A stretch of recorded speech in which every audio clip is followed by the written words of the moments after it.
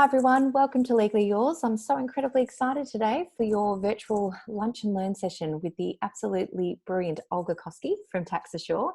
And today's lunch and learn session is all on the ATO, COVID-19 and your business.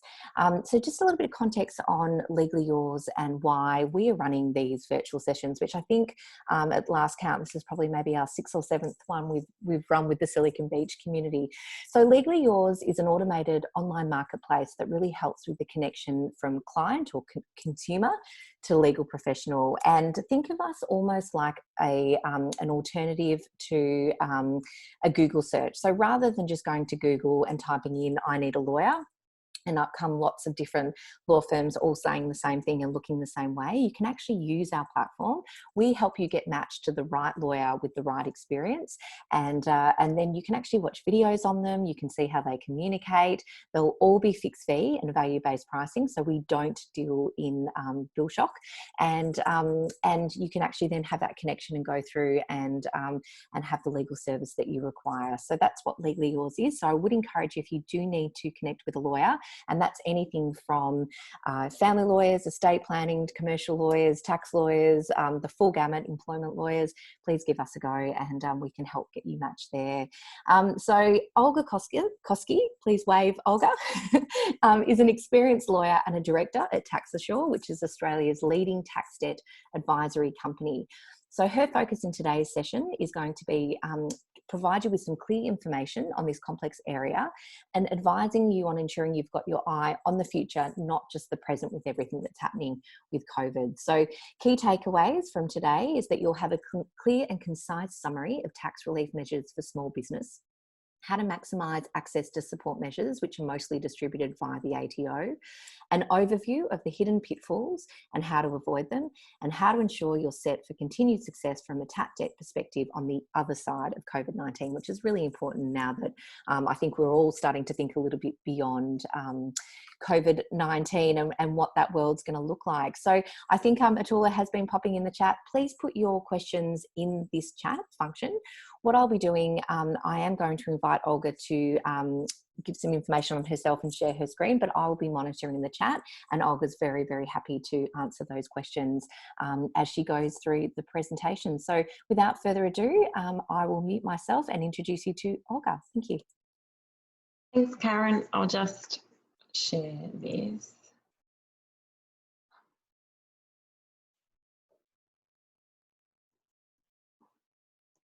There we go.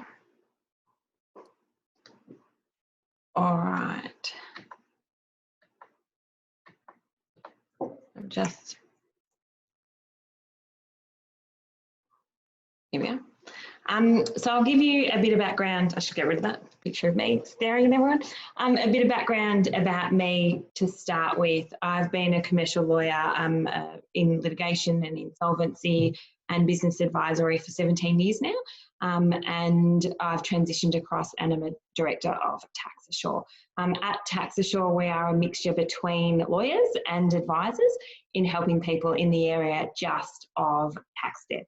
I've also been a business owner for a number of years and bought and sold businesses and can understand where everyone's at the moment from the perspective of running a small business in these sorts of times that are very different and difficult to navigate as well. So a lot of this is coming from both what we're seeing within the industry and also what we're doing within our own business and how we're helping people along the journeys as well. I'll just keep going through. So Tax Assure is actually a national company. So we have offices in Melbourne, Sydney, Brisbane. We also do a lot of work in WA and also in Adelaide. So it doesn't matter where you are, we're up and down the coast. Our sole purpose is just to assist people with tax debt. We don't funnel into liquidators. We don't look at a lot of businesses that talk about tax advisory and helping with debt are funnels into just sinking a company to make that debt disappear. We actually want to help. We want to get your company clean. We want to get you compliant in helping every way we possibly can to move forward. And so that's our primary goal in how we help different people. We often get asked, I'll go through a bit of what we actually do, and we often also get asked how we're different from accountants. So I thought I'd talk through that a little bit to start with. As I said, the directors, we're all lawyers, and we have tax advisors. So we don't actually lodge BASs, we don't deal with the nitty-gritty everyday compliance side of things, so to speak. We just help you with debt. That's it. That's our core business. We help you reduce the overall debt. We help you also in relation with interest and penalties, and that's how we reduce the overall debt. Also getting people into payment plans and managing that debt so they can get on with their business. There's a number of different things, and COVID-19 I think is a perfect example, where you might lodge a BAS or you might lodge an end of year return, and for one reason or another that can't be paid. There's a whole heap of roadblocks people hit in business as well, whether it's medical reasons or partnership disputes, or you just don't expect for it, for whatever reason it hasn't been planned. The most important thing is to get in contact with the ATO and engage with them, and that's where we come into play. The other really important thing that we look at as well with tax debt is it needs to be a sustainable plan for your business and for you. So a lot of the time what we find is the ATO will contact an accountant or even an individual in person and say, right, your debt is this amount of money, we now want you to pay $5,000 a month. Those sorts of conversations are very confronting when you get a call from a government body, whereas what we do is we do all that negotiating for you. And we actually do that proactively and look at what you can afford so you can still run your business. And that's a big part of working together with you to make sure that actually happens. I'll give you some examples of some of the things that we've done. We help people all the way from when they're about to lodge a return, and I think that's where a lot of people might find themselves at the moment, when you've got a BAS coming up or a tax return coming up and you don't have the funds to pay that, all the way through to, I don't think anyone on this call will be in this position, but all the way through to when a company is in wind up and it's got to a very serious situation. So we help with that whole breadth of situations. So an example of how we've helped someone that's about to lodge a return is they knew they were unable to pay what the amount of that BAS. That was about $110,000. So they contacted us before it was lodged. We got engaged. They then lodged it, and we immediately contacted the ATO and provided the relevant information for them to get into a payment plan right at that point. The benefit of doing that is they don't escalate through the non-compliance sections of the ATO. All different companies have different risk ratings and different compliance areas within the ATO. So with no consultation and not being part of that process, but I suppose burying your head in the sand if everything gets too much, it can escalate very quickly. So we were able to get a payment plan in place. Now, that one I'm talking about was actually 2 years ago. We have recently lodged a submission with the ATO for the interest and penalties on that particular payment plan to be written off. The ATO charges about 8.5% compounding daily on interest and penalties, which can add up an enormous amount. So as of 2 days ago, this particular client had $28,000 of interest and penalties from this particular payment plan. Our application has now been accepted, and that's all been written off for them. So they'll actually be able to pay their debt ahead of time than where they thought it was at, because they don't now have to pay the interest and penalties. Another example of how we've helped some small businesses is we had a builder and he was actually expecting to get the family tax benefit B back, and he'd banked all year on getting that back. For some reason, his wife earned a bit more than they were expecting. They didn't get that, and so then they couldn't pay their end of year tax return, which was about $20,000. What happened was, though, the ATO spoke to their accountant and put them on a $3,000 a month payment plan. for a family with effectively one income and a mortgage to be able to find another $3,000 on top of everything else, it just wasn't going to happen. It was completely unaffordable. If he hadn't then renegotiated that and hadn't paid it, he would be considered in default, and there's ramifications of being in default and for that continuing to go on. What we were able to do is engage with him, engage with the ATO, and he actually wanted to redraw on his mortgage. We work with a number of partners in helping people find the right lenders and getting the right help. What we did was we lowered his payments for 3 months down to $500, which he could absolutely find $500 a month compared to another $1,000 a month. That gave him time to be able to get the additional funds to pay the ATO out in full, and for the whole thing to be manageable, and for within the ATO system for him to remain what's called compliant.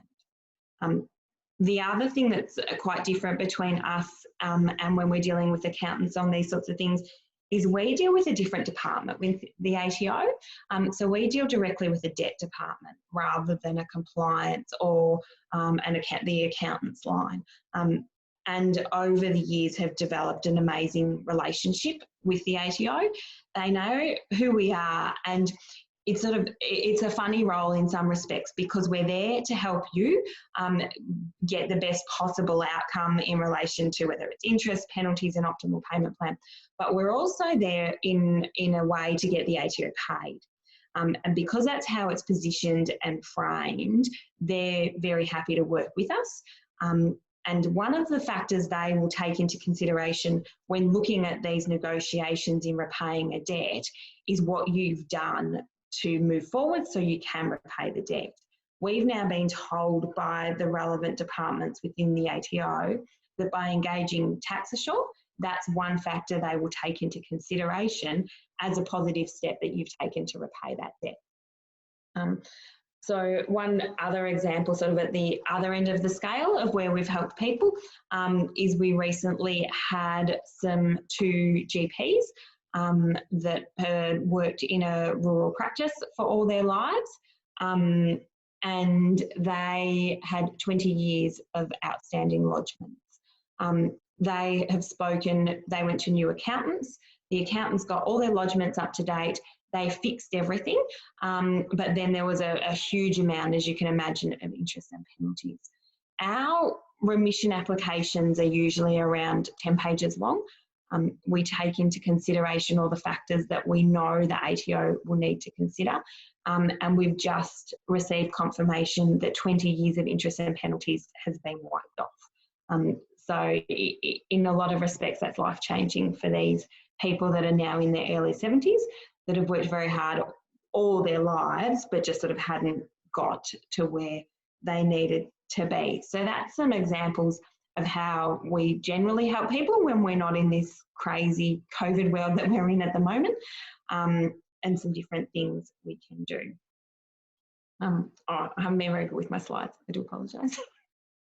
I think I've gone through. One thing I'll also talk about is with there's 2 steps effectively to the process. If you have a current debt, you need to get that debt into a payment plan. Anything that's a day overdue, so if your BAS is due yesterday, your tax return is due yesterday, anything that is the due date has already passed, the ATO will consider that as a debt.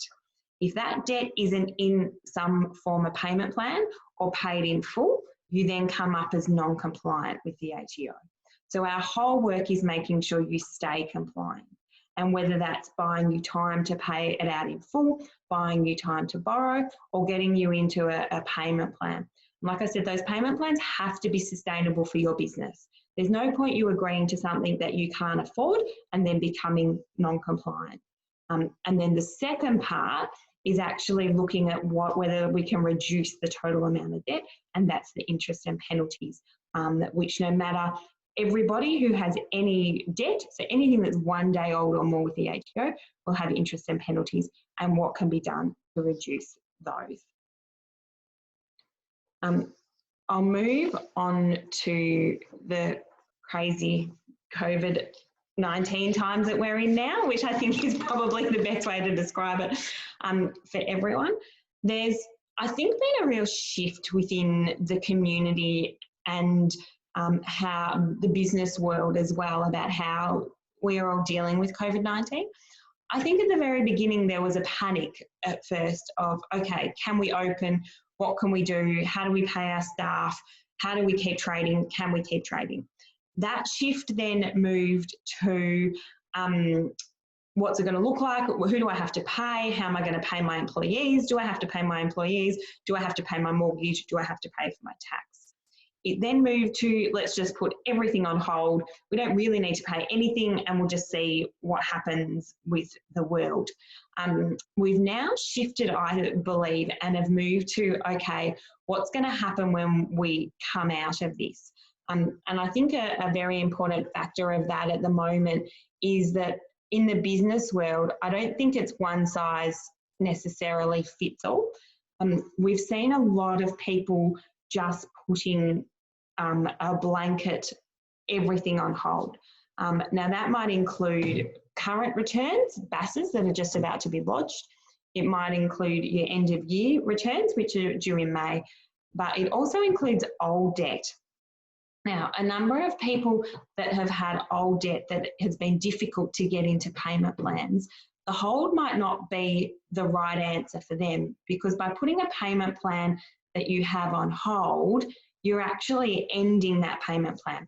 And what you're doing is deferring the entire debt that's owed until the end of that hold. And so then that needs to be renegotiated. So I think the most important thing at the moment is for every single situation to be reviewed on the basis of that particular business.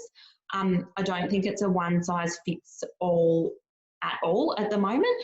I think it really needs a careful review of your business, what your tax position might be, what your debt position might be, whether you need to defer some payments. You can carve it up in a number of different ways, which I don't think has been overly clear. You can put some things on hold, you can pay some things. The other thing that we've been doing a lot is looking at the reduction of overall debt. So before I was just mentioning about the interest and penalties, we're doing a lot of work for people that have had old debt and have had interest and penalties accrue on their ATO account. We can go back and get a reduction of those if we have the right factors to take into consideration and you meet the right criteria. But there's a number of people that we've been helping. We actually had a security company come to us about a month ago. They were completely up to date now, but they'd had about 3 years of old debt that had taken them a while to get over. They had $80,000 of interest and penalties that accrued on their account, even though they were completely up to date with all of their returns and payments now. We wrote a very detailed application for them, and we were able to get that completely remitted. So effectively $80,000 disappeared off their ATO debt. Because they were up to date, they've now got a credit. So that can be withdrawn in cash, or it can sit there and offset future tax returns. So it's a really good thing to look at the moment of different ways in some respects of both reducing a debt and increasing some cash that can come into the business. Like I said, with the things with the deferrals and the payments and deferrals of lodgements compared to deferrals of payments, I think there's been a lot of talk just about deferral, whether that might be your mortgage, whether it might be your tax debt, whether it's your rent. Like I said, I think it's been a stage that everyone was in of, okay, let's just put everything on hold and not worry about it. You need to be really careful with your ATO lodgements, that a number of nearly all of the government initiatives require you to still lodge. So to be entitled to get what the government are calling the cash boost, to be entitled to get JobKeeper, even I'm noticing for a lot of the government grants, you need to have actually lodged your BASs. the lodgement of the BASs will trigger whether a JobKeeper, as well as things your accountants need to do, will trigger the cash flow boost. And with the lodgement of the BASs, a number of government grants that are available for small businesses, you actually have to provide a copy of a lodged BAS or a copy of your most recent BAS that's effectively prepared and about to be lodged. So I think it's really important to understand that you still need to do those lodgements to be entitled for this money, but that there is then the option for a deferral of the payments. And that deferral might look completely different depending on whether it's super payments, whether it's income tax payments, and whether or not you're on a payment plan. At the very beginning of this, I think as well, the ATO and the government didn't quite know where it was all sitting, and there were almost automatic lodgements, deferrals, available just by a phone call. We're seeing a real shift in that, and information and evidence needs to be provided in the right format and the right way as to why you've been affected and why you're now entitled to a deferral of the payment. It's also important when you're doing these deferrals, which we're helping a lot of businesses with, is we look after it for a period of 3 months, which is often a reporting period. Now, if it's not looked after for that whole period, and if your business happens to lodge something monthly, or there's some reporting that happens and something slips through the cracks, you'll then come up, because the ATO is a very systemised, I suppose, system, as non-compliant. So I think it's really important to ensure it's not just a one-size-fits-all, oh, well, we've put it all on hold, it'll all be okay, that actually has to be managed, both to ensure you're getting government support and to ensure you don't then become non-compliant.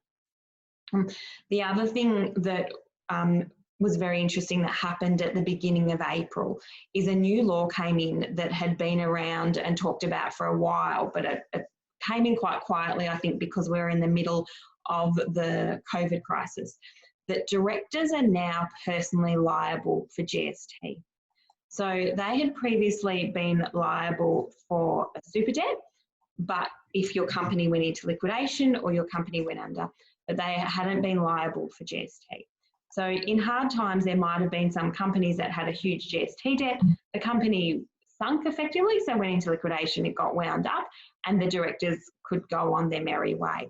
As of the beginning of April, that personal liability now includes your company's GST debt.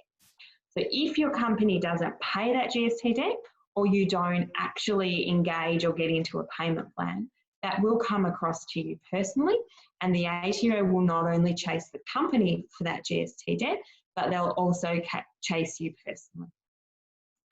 When the ATO looks at the recovery of a debt, they're a little bit different to a normal commercial debtor. So a commercial debtor will take more into consideration as to whether or not you're likely to pay, whether or not you've got funds, how much it will cost to chase you, and there's a number of commercial factors. The ATO is very different. They look at effectively whether you're compliant or whether you're non-compliant, and whether or not they've gone through the process to get you compliant.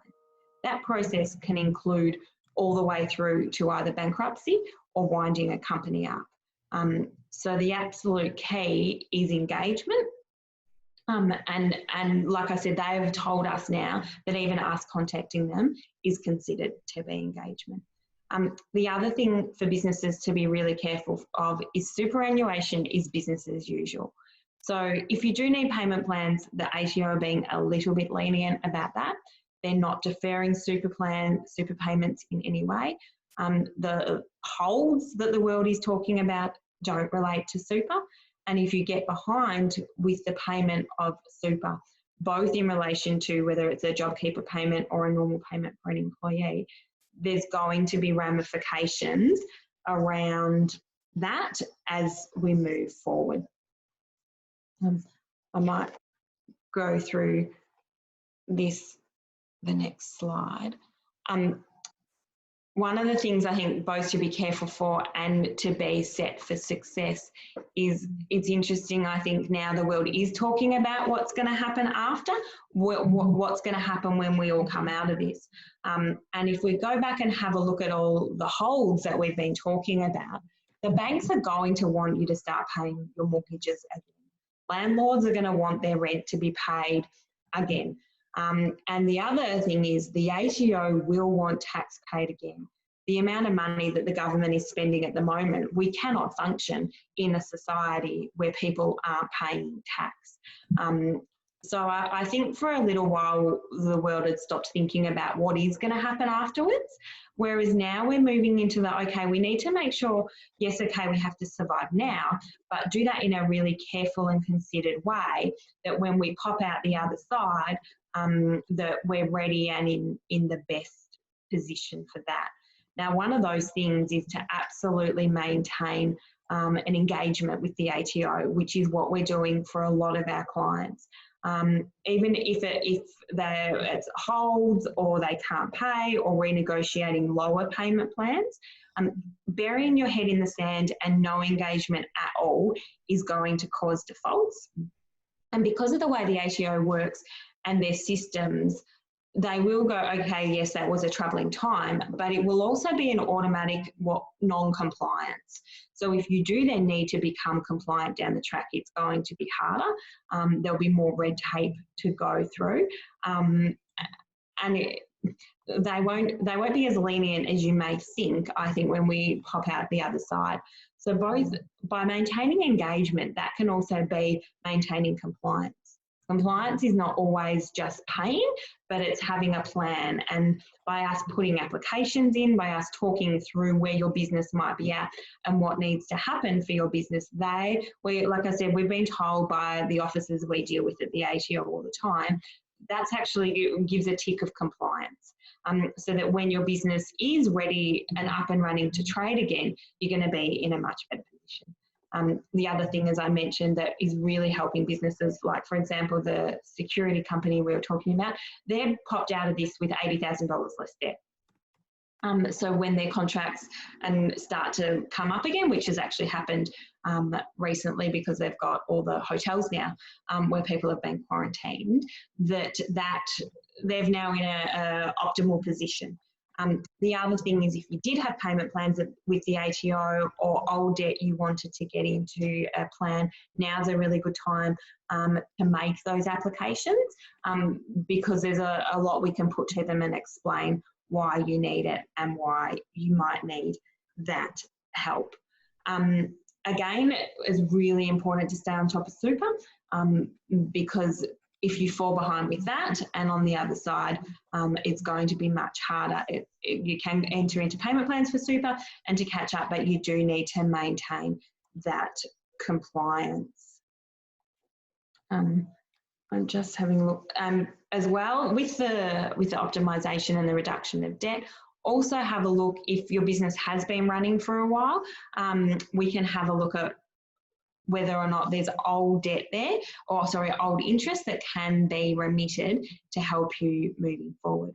The whole basis for our business and why we do this is we have an incredible passion. We've all been business owners ourselves and we want to help people.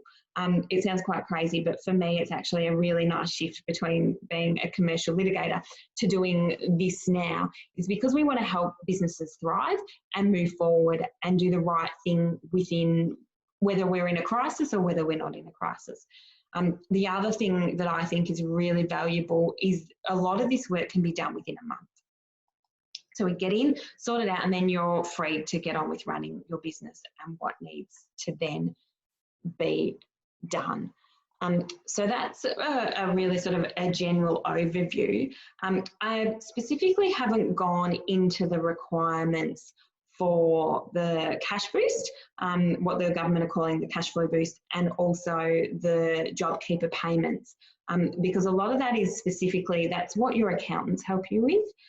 We focus on the debt and getting you the debt compliant, reducing that debt, whereas your accountants are there to do your what we would call front end compliance, which is helping you with the JobKeeper, making sure you're registered for those things, making sure everything's done so you can get the cash flow boost, making sure your lodgements are done. We don't look after any of that. We just focus on this so we can get you the right results for that. It also helps us with the ATO because we deal with a completely different area. But that said, we're all over it.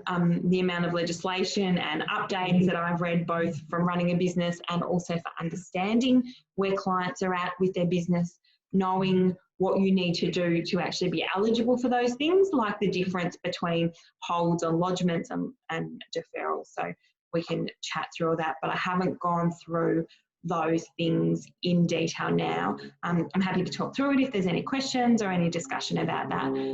But I think it's more important that I'm a big believer that everyone sticks to their knitting, so to speak, and that's working as a hub effectively. So we work a lot with accountants, with brokers if people need funds, and us, so we can all do our own little bit to get people the best possible.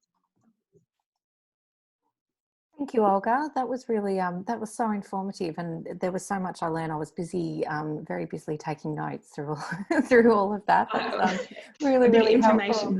It is. We did have a question in the chat which came through, I think, from Anita first up. But Anita, I've actually sort of lost that question. I think it was to do with the JobKeeper, and obviously you've set up the framework in there just in relation to what you do in Tax Assure. But I do know as a business owner, you've read lots of legislation and different things. So I think, you know, I'm just trying to look. Anita, if you're still there, if you wanted to pop it in the chat again. Yeah, I can absolutely happy to discuss if I can help. Yeah, and so Olga, if you wanted to stop sharing your screen, you'll be able to look in the chat too. Anita's just said, sure, she's going to type it in there. So if you stop sharing, you'll be able to see all of us here. And you'll be able to see the chat. She's coming. And if anyone else has got some questions they'd like to also ask Olga, please pop it in there, and we can have a discussion. I certainly know with these things, sometimes actually having people you know, talk and share kind of how they're feeling and their queries often is really helpful because it's sort of showing the community. I've just noticed Joe's put in a question there for you. Can you see that one, Olga? No, is it? No.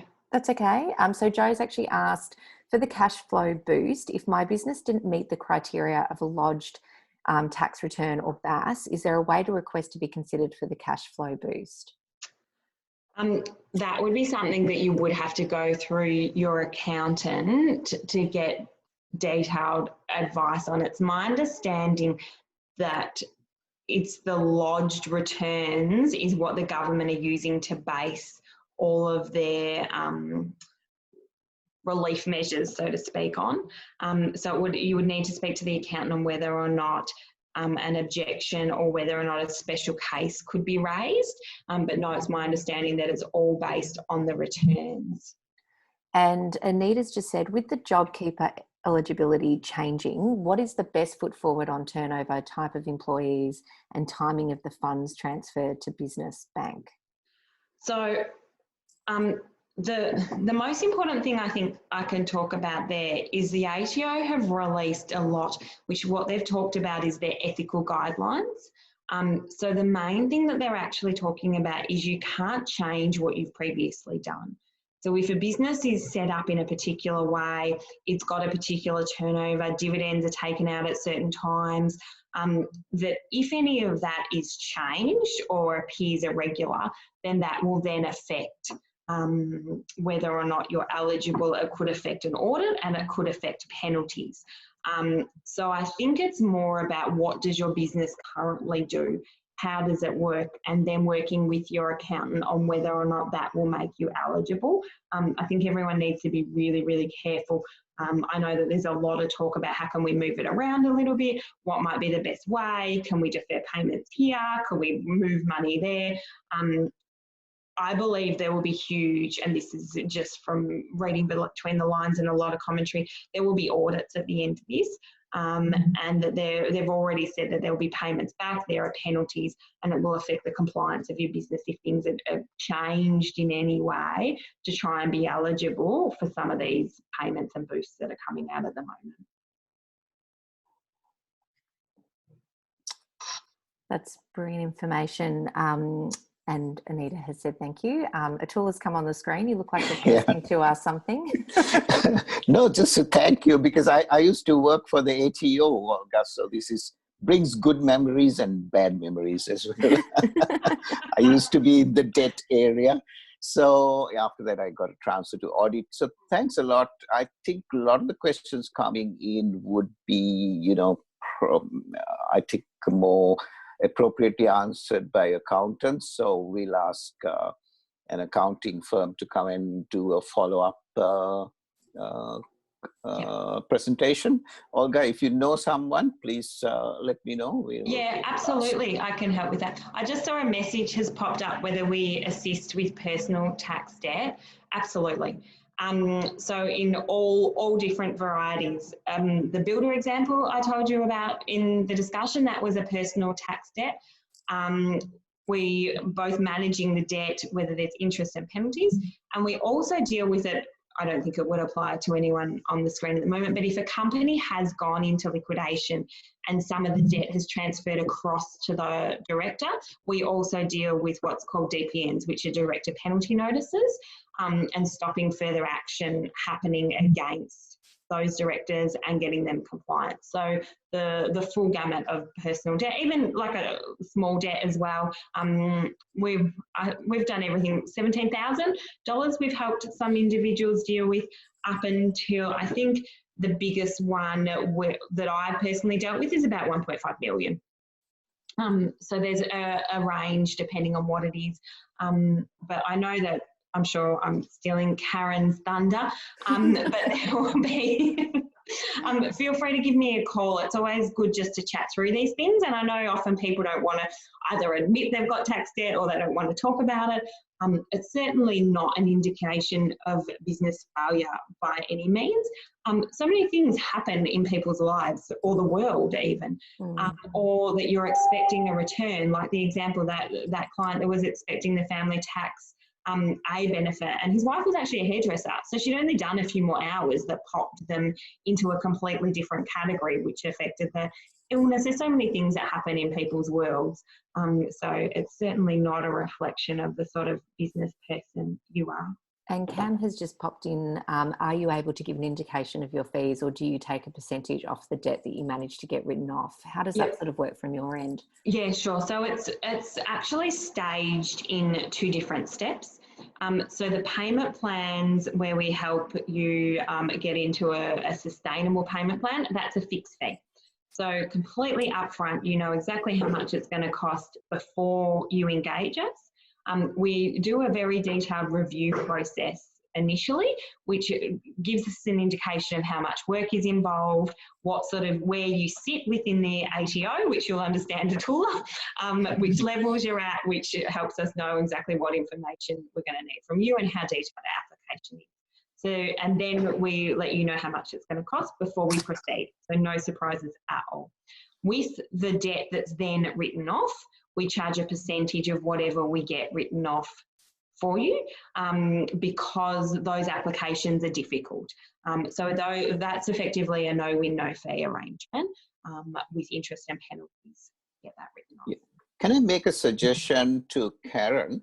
If you stop the recording, we can actually ask people to unmute themselves and ask questions without chatting in. We have tried that. Absolutely. Yeah. I will stop recording. So I will end it here. Olga, just no one leave. I'm just ending the recording.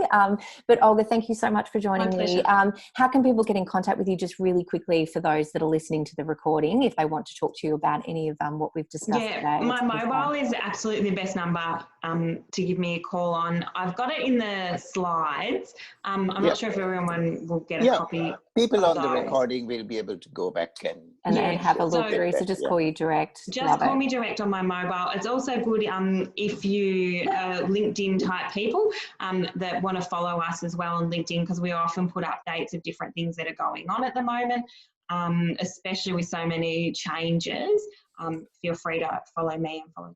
I love it. Well, I'm going to end the recording there. So for anyone listening, you'll get the recording link, but you can always reach out to us at legallyyours.com.au, or you can go to Tax Assure and LinkedIn profile, follow them, and also for Olga Koskie as well. Thank you all very much for joining me. Thank you.